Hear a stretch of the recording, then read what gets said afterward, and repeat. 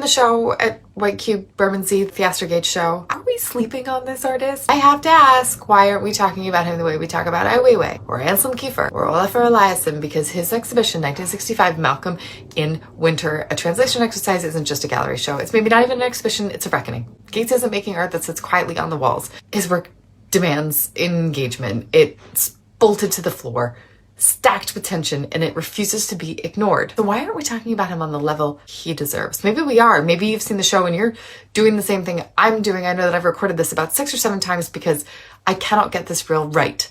Because I cannot properly tell you how good this show is without all the hyperbole in the world. This exhibition is about Malcolm X's final winter, about how his voice, his image, his revolution has been translated across culture and interpreted. And Gates does something radical. He examines Black radicalism through a Japanese lens. So he brings in Japanese craft traditions, archival materials from journalists who documented Malcolm's assassination, architectural forms that turn the gallery into a place of contemplation. He asks us to consider what gets translated, what gets lost in translation, what goes across culture. This is huge. And yet, I feel like Theaster is still not spoken about in the same breath as the biggest names in contemporary art. Why? Is it because his work doesn't fit into a single category? Because it exists between disciplines, urban planning, social practice, music, sculpture? The art world loves labels, and Gates, he's maybe just too damn big for one. And before you come after me,